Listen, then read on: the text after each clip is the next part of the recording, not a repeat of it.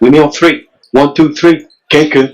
NBA Haters, merci d'être avec nous pour un nouvel épisode. Aujourd'hui, je suis accompagné de la délégation des Lakers, Nico, Callum Mr. Lakers et Tatan, le number one LeBron fan. On fait le point sur quoi? Sur cette intersaison vraiment agitée du côté des Lakers. Hâte de voir si vous allez découvrir justement les impressions de cette délégation des Lakers. Les opinions sont un peu partagées. On a Nico et Tatan qui sont satisfaits et confiants pour la suite. Callum un petit peu plus réticent. On se demande d'ailleurs s'il va peut-être pas songer à un trade du côté de Sacramento parce qu'il a l'air de vouloir supporter une jeune équipe. En tout cas, je vous laisse découvrir tout ça. On parle de Westbrook, on parle de Carmelo Anthony, on parle de LeBron James, de tout ça, un petit peu comment tout ça va fitter. Et on essaie de prendre aussi des nouvelles de Dennis Schroeder et savoir un petit peu qu'est-ce qui va se passer pour lui pour la suite. Merci d'être avec nous. Toutes les informations pour interagir avec nous s'affichent sur notre écran. Merci.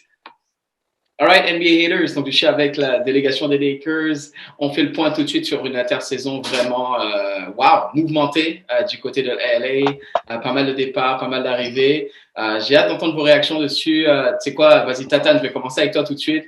Quand toi, tu as vu un petit peu tout ce qui s'est passé, avec quoi tu veux commencer? Quel move qui t'a intéressé, choqué? Et quelles sont tes impressions en fait sur cette intersaison réalisée par les Lakers? Petit fun fact qui me fait sourire. C'est qu'aujourd'hui, c'est LeBron, le joueur le plus ancien sous contrat des Lakers. C'est fou, hein. Alors qu'il est là que depuis 3 ans. Que depuis 3 ans. Du coup, là, c'est même plus un remodelage, là, c'est un relooking complet. Là, on bouge tout le monde et on recommence. Ouais, c'est clair. Mais pourtant, au vu de la dernière saison, je pense que ça devrait être pas mal. En tout cas, ça devrait être mieux que l'année dernière. Ouais. Plusieurs fois dans les podcasts précédents, j'avais dit que pour moi, il fallait qu'ils repartent avec le même effectif que la bulle. Oui, tu l'avais dit pourtant, ouais, effectivement. Et ils l'ont pas fait. Et on a vu un peu le résultat du coup, en plus des blessures. Et là, je trouve que ça a l'air pas mal. Mode expandable, mais pas mal. J'aime bien ça. De toute façon, j'aurai le temps après, bien sûr, d'entendre de savoir jusqu'où vous pensez que ce roster peut aller. Callum, Mr. Lakers, toi, justement, qui était quand même, j'imagine, attaché à... Toi, tu es là depuis, et je ne vais même pas remonter à l'époque, là, mais si on parle d'une ère un petit peu plus récente, tu étais là pour tes baby Lakers, Lonzo Ball, Brandon Ingram. Kyle Kuzma, c'était le dernier des Mohicans là, qui restait. Il est parti maintenant, il s'en va du côté de Washington. Comment tu te sens un peu? Parce que je me rappelle, il y a quelques temps, tu te rappelles quand les Lakers avaient fait certains moves, tu n'étais pas nécessairement très chaud par rapport à ce que tu voyais que l'équipe faisait. Là, quelles sont tes impressions en fait? Là, quand tu vois le roster qui a été mis en place, pas mal de vétérans qui arrivent, tu penses quoi de ça ici? Déjà, ça me fait penser à Peyton, Malone et compagnie. Hein. Pour moi, c'est quasiment la même chose. Hein. Okay. Et on a vu ce que ça a donné, pas grand-chose. Comment mais ça, tout à l'heure, en finale quand même. Ça oui, non, mais ils sont pas allés jusqu'à la bague, tu vois. Donc bon. Okay. Et après, ça a éclaté. Donc j'allais venir. Quand Tatan dit on change tout et on recommence, qu'est-ce qu'on recommence? C'est pas un commencement en fait. Parce que qu'est-ce qui se passe parce que ces gens-là sont proches de la retraite. Qu'est-ce qui se passe quand tous ces gars-là partent à la retraite? C'est là qu'on recommence en fait. Et aujourd'hui, t'as pas un joueur avec qui tu peux recommencer, mis à part peut-être Davis s'il reste, mais t'as perdu ton identité en fait. Comme le disait très justement Tatan, hein, celui qui est le plus ancien joueur des Lakers, c'est LeBron James. Il est là depuis 3 ans. Non, mais l'équipe est clairement en perte d'identité. En plus, pour reconstruire, il faut des draft picks. On a un draft pick en 2022 parce que en fait, Pelicans ont exercé leur droit sur le draft pick de 2021. Ouais. Mais le prochain draft pick, c'est il me semble, hein, en 2026, le prochain first round, c'est en 2026. Ok, donc, et toi, c'est ça, ok. Mais, et je vais envoyer ça de la direction, Nico, tu me diras ce que tu penses. De toute façon, je vais revenir vers toi, Callum. Mais je suis pas sûr que vraiment ce mode de reconstruction s'applique aux Lakers. Les Lakers, est-ce qu'ils construisent vraiment avec la draft? Pas vraiment. Enfin, je sais pas. Eux, c'est star power. De la même façon que LeBron est arrivé il y a 3 ans. ils partent sur le. Peut-être qu'ils se disent que simplement avec notre nom, notre cachet, ils ne pensent pas, comme tu dis, dans 3 ans, avec les jeunes, ils se disent c'est pas grave, allons essayer de faire un push. S'ils arrivent à faire Westbrook gagner une bague, Melo gagner une bague, d'autres vétérans qui sont là, qui se ramènent, qu'est-ce qui dit pas que dans 3 ans, ben voilà, la next superstar qui en aura marre peut-être d'être à Dallas, le petit Slovénien là, qui se dit, ben, c'est quoi, I'm gonna play for the Lakers. You don't know, right? C'est ce que je veux dire, c'est que les Lakers, en fait, est-ce que c'est la draft ou vraiment c'est juste le star power? Nico, même question, qu'est-ce que tu penses un petit peu ben, qu'est-ce que tu as pensé de l'intersaison? On n'a même pas encore parlé du cas Westbrook. Et je veux t'entendre aussi, après je vais faire ça tourner, mais sur la notion de fit. Parce que c'est surtout ça qu'on entend parler. Comment ils vont fitter, etc. Donne-moi tes impressions à chaud sur cet effectif-là. Bon, ben, je vais peut-être dire quelque chose que je ne devrais pas dire, Uh-oh. mais bon, j'ai eu très très peur. J'ai eu très très peur au début parce que les gars comme KCP et Caruso, c'est des gars que j'apprécie beaucoup, que j'appréciais beaucoup sur les Lakers, mais aussi Après, là, c'est fini, ils sont plus sur le purple gold, là, c'est out. non, bah, enfin, pas des gars que je vais supporter, enfin, je vais supporter à vie, puisque, enfin, vu les travaux qu'ils ont fait pour les Lakers, mais bon, comme c'est maintenant les ennemis, donc voilà quoi. Ouais, non, c'est ça, Mais, vas-y. qu'est-ce que j'allais dire? T'avais peur au début, ouais. C'est Westbrook, c'est Monsieur Triple Double, c'est, tu vois, c'est 2 fois MVP, je crois, 1 fois MVP, pardon. Yeah. Et c'est beaucoup d'expérience, c'est beaucoup de compétences, beaucoup de maturité dans le locker room. Et voilà, comme moi, ma plus grosse crainte, comme je disais, c'était la défense, puisque le jeu des Lakers, le jeu de Vogel est vraiment basé sur la défense. Clairement. Et en ayant perdu KCP et Caruso, qui étaient des gars qui déjà donnaient le plus d'efforts quoi, sur le terrain, pour pouvoir mener un peu c'était quoi la meilleure defensive rating team dans oui, la NBA? Clairement. Ils ont gagné avec la défense, il faut le dire, voilà. c'est clair, oui. Et donc, voilà quoi, la signature de Monk m'a rassuré un petit peu plus, mais bon, faut pas chipoter. Je pense que faut leur donner une chance. Je pense qu'il faut leur donner une chance. Ils ont beaucoup d'expérience et voilà quoi, les moves ont été faits pour pouvoir maximiser la window de LeBron quoi. Parce que je pense que là, LeBron a compris que voilà quoi. Et donc voilà, il faut leur donner une chance et on verra bien. Hein. De toute manière, il y a deux solutions, il y a deux outcomes, c'est soit retirement home, c'est retirement home. Super team. C'est soit super team, il n'y a pas entre les deux. Ok, donc Alan, t'inquiète. Donc toi, tu penses que c'est, avant d'aller sur toi, tu penses que c'est retirement home. Toi, tu te places dans cette optique-là. Surtout en tant que fan, hein, parce que moi, je te sens un peu down. Je t'avoue, moi, en préparation de l'épisode, je me disais, oh boy, la délégation des Lakers, je m'attends à ce que les gars soient en train de brag, soient en train de pop le collar, en train de me montrer que let's go. Mais toi, je te sens un petit peu mi-fi, mi-raisin là. So, vas-y. Non, mais après moi, tu sais, je suis très attaché à, comme je le disais dans un ancien podcast, hein, j'aime bien voir évoluer les joueurs.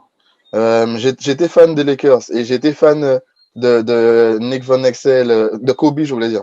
J'étais fan de Van Exel avant, tu vois. Et ce sont des gens que j'ai vus grandir chez les Lakers. Effectivement, Van Exel n'a pas donné le rendement qu'on souhaitait, mais en fait, pour moi, en fait, c'est ça l'âme de l'équipe, c'est d'aller chercher de jeunes joueurs, pas comme les Phillies qui en sont dans un process éternel qui se termine jamais, mais tu vois, mais pour moi, tu vois, c'est ça, c'est voir grandir des joueurs. Et aujourd'hui, malheureusement, on ne le voit pas. Et faut se souvenir aussi que Trevor Ariza, d'accord, quand il est parti, quand on l'a laissé partir, je me suis dit, mais quelle erreur. Tu vois ce que je veux dire? Ouais. Et aujourd'hui, on va le chercher à nouveau. Pour moi, tu vois, c'est un truc que je ne comprends pas chez les Lakers. Et on va faire la même chose avec Lonzo Ball. Hein. Bientôt, on va chercher à l'avoir aussi. Hein. Les Ingram et compagnie, ça ne m'étonnerait pas qu'on aille les chercher à nouveau. Alors qu'on a pu être patient avec eux, tu vois. Ouais. Mais enfin, c'est juste ma vision des choses. Après, bon, je ne suis pas Pelinka. Pelinka fait ce qu'il veut. Mais pour moi, c'est pas une façon de faire qui me plaît, quoi. Ouais, mais après, eux, c'est les résultats. Et Tata, je sais pas ce que tu en penses là, mais Nico parlait tantôt de la window de LeBron. Là. Ils sont en train de maximiser le temps que LeBron est là. LeBron, il veut des résultats. Il veut avoir un effectif de... Il a jamais vraiment fait confiance aux jeunes si on regarde vraiment dans toute sa carrière. Là, les jeunes, c'est pas trop son truc vraiment. Hein. Il veut des vétérans avec lui, il veut des gens avec qui il peut faire confiance. C'est sûr que le choix, vous avez vu au début, ça avait fuité qu'il devait avoir peut-être Buddy Hield de Sacramento. Au final, ils ont préféré la route de Westbrook. De ce que moi, j'écoutais, je lisais un petit peu récemment que c'est vraiment LeBron qui a plus préféré faire ce move-là, avoir un vétéran comme Westbrook versus Buddy Hield. Toi, comment tu te places? Est-ce que tu es plus du côté de Calonne, un petit peu réticent, ou tu es quand même satisfait de l'effectif, et comment tu penses que tout ça va fitter sur le terrain? Non, pour moi, ça. En fait, Calonne et moi, on a toujours eu un peu cette opposition sur le mode de fonctionnement. Ça, c'est vrai. Mais ce que je comprends totalement, étant fan d'une franchise, Calonne, il veut voir sa franchise évoluer et faire évoluer des joueurs, et c'est top en fait. Mais à mon sens, dans la NBA actuelle, on n'a plus trop ce fonctionnement-là. Toutes les équipes veulent gagner, toutes les équipes veulent des résultats assez rapidement. C'est clair. Et on prend plus le temps, peut-être aussi avec les demandes des joueurs qui sont sans cesse plus exigeants. On prend plus le temps de développer. C'est soit tu arrives à être performant sur 2 ans, 3 ans, et soit on va vouloir un résultat. Et par exemple, la bague que les Lakers ont eue dans la bulle, va aller dans le sens de cette logique-là, en fait. Ils ont cassé le noyau de jeunes qu'ils avaient pour aller chercher Anthony Davis, parce qu'ils voulaient gagner, et ils ont gagné. S'ils avaient perdu, au pire, on aurait pu se dire, effectivement, on a cassé un avenir pour rien. Au final, ils ont quand même gagné. Donc, comme a dit Nico, en fait, vous avez tous les trois un peu raison. Comme a dit Nico, on va maximiser le temps de contrat qui reste de LeBron. Ouais. Mais en même temps, les Lakers, c'est une équipe qui n'a pas forcément besoin de draft pick ou s'attendre à ça. Donc, ils montrent aux autres joueurs, comme tu disais dans d'autres épisodes, ils montrent à d'autres joueurs que on prend soin de nos superstars, on leur donne ce qu'elles veulent. Elles veulent des sous, on paye. Elles veulent des joueurs confirmés, on paye pour les joueurs. Ils veulent des effectifs peut-être à court terme, mais au moins on essaye à chaque fois quelque chose plutôt que de se donner. Il y a des équipes qui font le choix d'avoir le temps et qui à ce moment-là n'auront pas de résultats, mais quand tu t'appelles les Lakers, est-ce que tu peux te permettre pendant 10 ans de rien faire? Voilà. Il y a les Knicks qui ont choisi de rien faire depuis des années. Là, on s'en sort pas trop mal cette année. On va voir ce que ça donne sur les années qui suivent. Mais c'est deux choix de construction d'équipe, en fait. Ouais. Et moi, là, je trouve que après, on peut dire retirement year, etc. Mais en même temps, quand tu mets il y a 120 millions, 125 millions sur 3 joueurs. 3 joueurs, ouais, c'est ça. T'es obligé d'aller chercher des mecs qui acceptent de pas prendre beaucoup d'argent, quoi. C'est clair. D'ailleurs, je suis étonné, et on parlait hors antenne un petit peu de Malik Monk. Moi, je pense que c'est une addition vraiment underrated pour les Lakers, parce que je suis étonné qu'ils ont réussi à avoir ce gars-là pour si peu, parce que c'est quand même un shooter à 3 points d'élite. J'ai hâte de voir comment il va évoluer dans ce système avec un paquet de shoot ouverts qui seront créés soit par Westbrook ou LeBron, parce que Westbrook, pour ses critiques, alors j'arrive pas quand je me fais le défenseur de Westbrook. Westbrook, non, c'est clair que c'est pas un shooter, il n'est pas efficient et tout, mais dans un rôle de créateur, et justement LeBron, je pense que des fois il a besoin de souffler, il a besoin d'un playmaker, quelqu'un qui est là pour créer aussi, dans un rôle de créateur. Moi, Westbrook, je le vois en mode diable de Tasmanie, courir partout et juste créer des opportunités de 3 points justement pour des gars comme Arisa, des gars comme Monk, des gars comme Melo, des gars comme Wade Ellington, des gars, ils vont avoir des shoots wide open là, vraiment. Donc après, ça va jouer à vraiment est-ce qu'ils vont être capables de les mettre. Essayons de voir un petit peu, parce que moi, je pense aussi qu'il faut aussi analyser les Lakers dans le cadre de leur conférence. Et Calonne, par exemple, où est-ce que tu les vois aujourd'hui dans la conférence Ouest? Après, on va parler peut-être un petit peu plus loin jusqu'où ils peuvent aller. Mais dans la conférence Ouest, regarde un petit peu le paysage en fonction des moves qu'il y a eu. Pour moi, les Lakers sont quand même ils repartent au top là, directement. Et est-ce que ça, c'est pas déjà une satisfaction pour eux? Moi, je pense que tu regardes Pelinka, lui, c'est ce qu'il voulait, tu vois, mais donner un bon effectif à son équipe, à son leader LeBron James. Comment tu les vois dans la conférence Ouest là, avec le paysage actuel? Après, moi, comme je disais, en fait, ce que je n'aime pas, en fait, c'est cette idée d'aller chercher des joueurs accomplis, qui sont proches de la retraite, etc. Par contre, il y a une réalité. La réalité est que effectivement, en termes de talent, ce sont de bons recrutements. Mais c'est clair. Donc, si tu veux, ça les replace dans la course au titre. Selon moi, hein. Faut voir après la forme physique de chacun, etc. Mais quand je parlais de ça, en fait, parce que pour moi, il y a un gros signe de problème de gestion aux Lakers, c'est le retour de Dwight Howard après 1 an. C'est ce que Alors, je tu sais ce que je veux dire? parler de ça. Non, mais Vas-y, continue. alors, dans ce cas-là, pourquoi tu ne le gardes pas? Non, mais ça, c'est Dans ce lui. cas, Ça, c'est lui qui a fait son. C'est Exactement. Dwight. C'est Dwight qui a C'est merdé son sur Dwight, ça. là. C'est pas, à mon sens, enfin, si je me souviens bien, le management voulait le garder. Il a même tweeté il re-signait, mais comme on lui a pas répondu le jour même, il a été signé pour moins d'oseille aux Sixers parce qu'il avait peur de pas avoir de contrat. Donc ça, c'est, pour le coup, Bref, en tout cas. pour moi, c'est sur le dos de Dwight.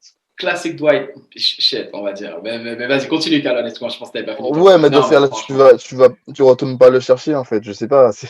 Moi, je trouve ça ridicule, en fait. Tu vois, on joue à quoi, là, en fait?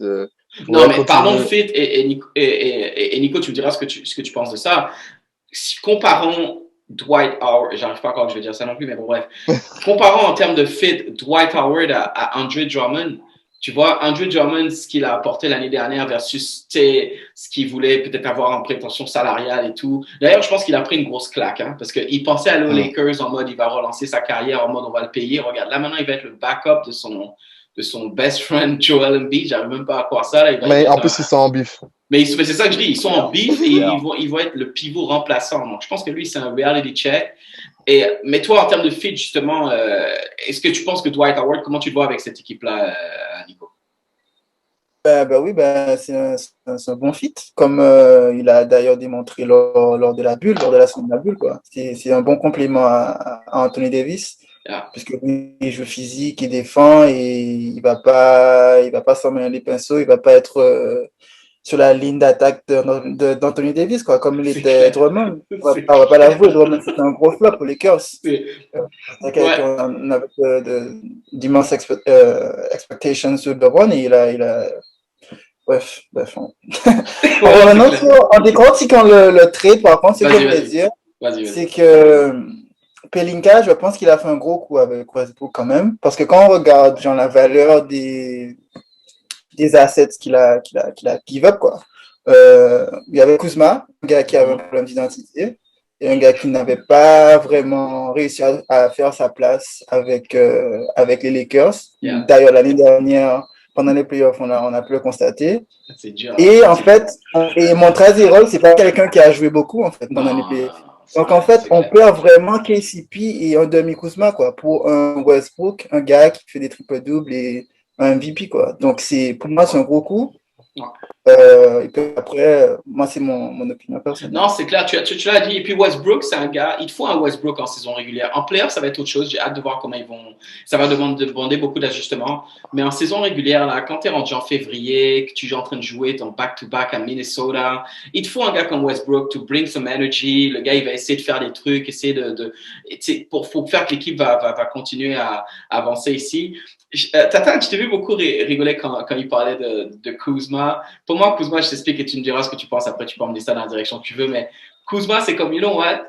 Montre-nous ce que tu sais faire maintenant, là. Tu vois? Parce qu'avant, c'était bien beau, là. T'es sur les spotlights des Lakers. T'es un Laker boy. T'es en mode, t'es à LA. All right. Maintenant, t'es à Washington, D.C. Montre-nous. Parce que c'est soit tu vas vraiment prouver que t'étais un joueur quand même décent, soit, bro, je sais même pas si on parle de toi encore dans 2 ans, là. Tu vois ce que je t'explique ça? Qu'est-ce que tu penses un petit peu de ça? Pour moi, dans le quatuor des Lakers des jeunes, là, Kuzma, c'était le dernier. Oui, c'est vrai. Ils l'ont gardé parce que c'est le seul qui voulait prendre si peu d'argent. Ouais, il était moins cher. Oui, c'est ça. Oui. Et comme tu dis, là, il a dit qu'il valait 20 points par match. Il a dit beaucoup de choses. Il a dit qu'il était mal utilisé. Moi, j'ai rigolé parce que j'ai repensé à la discussion avec Alon. Ouais. Parce que moi, j'ai trouvé qu'il était très perdu la saison dernière. Après, il a dit que c'était par rapport à son utilisation. Ça, je peux comprendre, hein, parce que, comme on a vu là sur les 3 dernières saisons, les effectifs, ils ont beaucoup changé. Les responsabilités changent énormément. Donc, pour un jeune gars, ça peut être perturbant. Un jour, tu joues 20 minutes, le lendemain, tu en joues 30. le jour d'après 15, ça peut être bizarre. Mais là, maintenant, ben, frérot, t'es à Washington, il n'y a que Bill devant toi. Westbrook, il est parti de Washington, il faisait des triples-doubles. Maintenant, tu as toute la place qu'il faut. On va voir si effectivement, si c'est un équivalent d'un Randle, d'un Ouais, Ingram, d'un Lonzo Ball, tu vois. c'est clair, c'est clair, c'est clair. Pour moi, Ouais, c'est pas une grande perte. c'est Je clair. regrette beaucoup plus KCP et Caruso Ouais. que Kuzma. Ouais, non, c'est clair, merci. Un truc, ça m'a fait penser à ce que Nico disait aussi quand il parlait de gens qui avaient. Parce qu'il a parlé de Drummond un petit peu plus tôt, ou des gens qui avaient des attentes et au final, ben, la réalité a été vraiment dure dans leur face. Quelqu'un d'autre qui fit dans la même catégorie, et Calonne, j'ai cette question pour toi. Quelqu'un peut me donner des nouvelles de Schroeder? Qu'est-ce qui se passe avec lui? Mister, on lui a proposé un contrat de 80 millions, le gars est comme, Il non, a I refusé. don't want that, I want 100 million. God, qu'est-ce qui se passe avec Non, mais Schroeder? il a joué hardball. Il a joué hardball. Ça a marché pour d'autres. Il s'est dit, bon, peut-être que ça va marcher pour moi. Il a essayé. Mais clairement, là, il part d'une équipe potentielle vainqueur de NBA pour se retrouver dans le néant, quoi. Ils vont pas penser à lui aux Lakers, hein, parce qu'avec Westbrook et tout ça, on Mais n'a pas non, besoin de lui, mais clairement. non, mais non, Donc, mais non, c'est fini pour lui aux Lakers, là. ouais, il est en perdition. Donc, bon, la gourmandise, c'est quelque chose, hein. C'est exactement. Et j'ai pensé à ça, je me suis dit, waouh, c'est chaud, hein. Dans cette ligue-là, il faut faire attention, man. Des fois, quand on propose ton cash, il faut prendre ton cas. Moi, ça me fait penser un petit peu il y a quelques années, j'en ai déjà parlé dans les épisodes précédents, Nerlens Noel. Vous savez, le pivot des Knicks, là, que les Knicks, ils ont signé maintenant pour 3 ans et une trentaine de millions, je crois. Mais jusqu'à présent, il n'a toujours pas récupéré l'argent qu'il avait passé. Il avait passé un contrat à 70 millions. Je pense que c'est Dallas, ou je ne sais plus quelle Mm. équipe qui lui proposait ça. Il a dit non, non, moi 70, non, je veux plus, je veux 90, 100. Ben, il n'a jamais eu cet argent-là. Là, il est correct, enfin, il est OK. Mais tu vois, c'est dur parce que Schroeder, par exemple, ce 80 millions-là, j'ai hâte de voir la suite de sa carrière, mais je ne sais pas s'il va le revoir. Parce que là, quand tu as une équipe comme les Lakers, encore une fois, tu as tous les spotlights, tu as joué avec LeBron, tu as été en playoff et tu au final, tu es censé sortir de là et cash out, tu vois, te dire, OK, c'est bon, je prends ma Ouais. thune, mais là, tu l'as pas.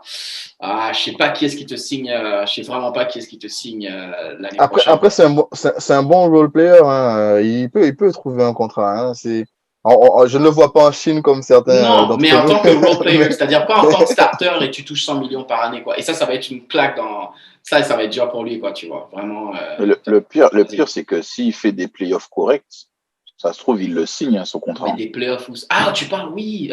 Oui, mais c'est ça, en fait. T'as raison. C'est ça. Si là, cette année, il met même 17 points par match et il tient la baraque, Ouais. il signe peut-être pas les 150 millions qu'il a demandé, mais il prend 90.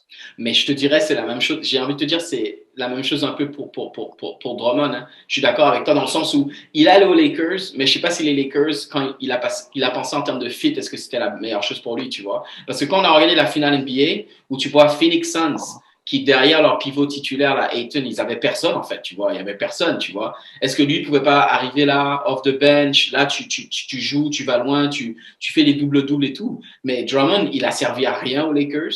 Et tout le monde a vu que tu sers à rien et là, that's it. Là, tu vas jouer les backups à Philly.